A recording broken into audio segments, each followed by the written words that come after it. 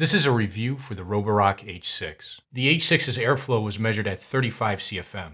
Its suction was measured at 124 inches of water lift. The H6 easily passed our filtration and sealing test, largely because of its HEPA post-motor filter. The H6 had no trouble at all in our carpet cleaning stress test, except for a few corner rice kernels and a single Cheerio that it pushed towards the edge of the test station. None of the cordless vacuums we tested, including the H6, had any trouble picking up pet hair or human hair in separate tests, though their brush rolls will eventually tangle if they pick up enough longer hair over time. In our carpet deep clean test, the H6 picked up 21 grams of debris after being pushed back and forth 3 times over an area of carpet embedded with 30 grams of fine debris. Moving on to hard floor performance, like most of the cordless vacuums we tested, the H6 performed worse in our hard floor stress test than it did in our carpet stress test. Like those other vacuums, it especially had trouble picking up larger debris on hard floors. Note that you are able to buy a soft roller cleaner head separately for the H6, and it does improve hard floor performance dramatically, especially when it comes to picking up larger debris on hard floors. Another component of our hard floor testing is our crevice test, and the H6 performed quite poorly in this test with its multi-floor head installed. It performed much better in this test with its soft roller cleaner head installed. Before we talk about battery life and performance, we first have to talk about how the H6 automatically adapts to different surface types. The H6 automatically decreases suction on hard floors compared to carpet. In other words, if you use the H6 on carpet and then transfer it to a hard floor, it will decrease suction automatically. And it does this on all 3 power settings, high, medium, and low. The problem is that the H6 works best on carpet on a different power setting than it does on hard floors. It works best on carpet on medium, and it works best on hard floors on high. So while the H6's automatic mode definitely allows the vacuum to have better battery life on hard floors with reduced suction on hard floors, it's not very useful as an actual automatic mode, as we would manually switch between medium power on carpet to high power when vacuuming on hard floors during testing. To clarify what we mean by the vacuum working best on carpet or hard floors, during testing we always found that we wanted as much suction as possible on hard floors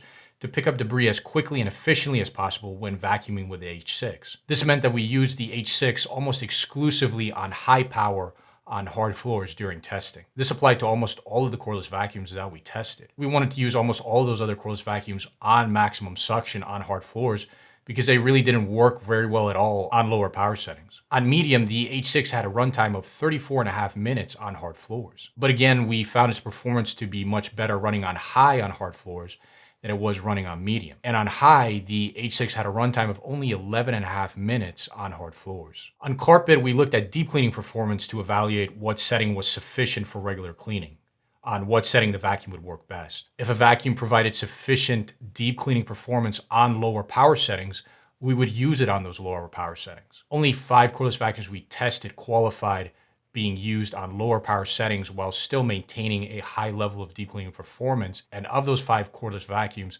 that qualified, the H6 is included as one of those 5. Clearly, it's much more efficient to use the H6 on medium on carpet, and it actually cleans well on medium on carpet. A special note in this category is that the H6 is not equipped with a swappable battery.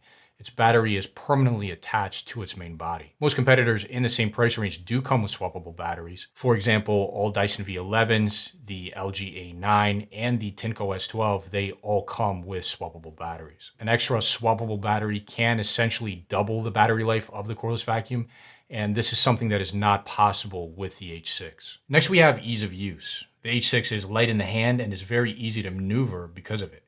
It offers the same lightness and maneuverability as earlier version Dysons like the V7, V8, and V10. The H6 cannot get as low under furniture as the Dysons because it cannot be turned sideways. The H6 does have one big advantage over the Dysons in this ease of use category, and that's its trigger lock. With the Dysons, you have to keep the trigger pulled on those vacuums to keep them on. With this H6, there's a button on the side of the vacuum that you can press, and that will keep its trigger activated. Even if you physically release the trigger, the vacuum will think that the trigger is still being pulled, and that's good enough. The vacuum stays on with that trigger lock button pressed, and so now you can vacuum with the H6 without needing to keep the trigger pulled. And that's something that's not possible with Dysons. As soon as you release their trigger, they turn off. The H6 shows that its trigger lock is activated on its OLED display. This display also shows the current power mode that's selected and the exact amount of battery life remaining in minutes and seconds. And that really makes a big difference when you're vacuuming to know the exact time remaining. With most competitors, you only get a battery LED that lights up in 3 different increments. So it's much more inexact, showing you the exact amount of battery life remaining compared to this vacuum, where you get the exact minutes and seconds there. The H6 does have a very small dustbin. Its maximum measured capacity is only 250 milliliters.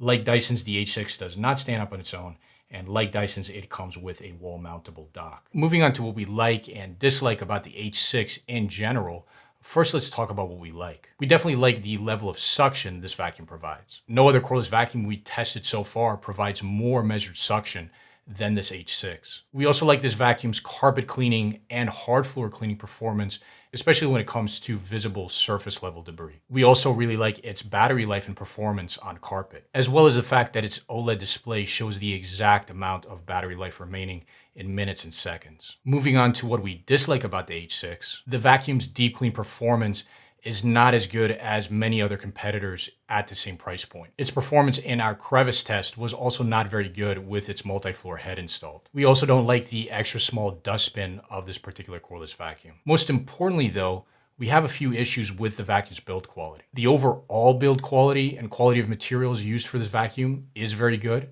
It's right on par with what you might expect from a similarly priced competitor. However, the H6 does have 2 specific problem areas. After a few hours of testing, the trigger on the H6 started squeaking.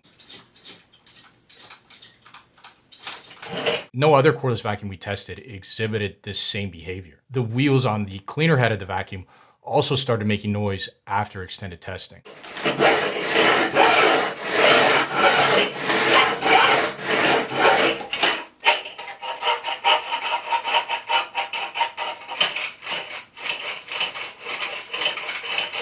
The cleaner head design allows finer debris like sand to get into the inside of the wheel assembly, and this makes for a grating noise as the wheels turn. Again, no other cordless vacuum we tested exhibited this same behavior, and all of them were subjected to the same carpet and hard floor stress tests that introduced the same fine debris that caused this issue to begin with. And this takes us right into our general recommendations.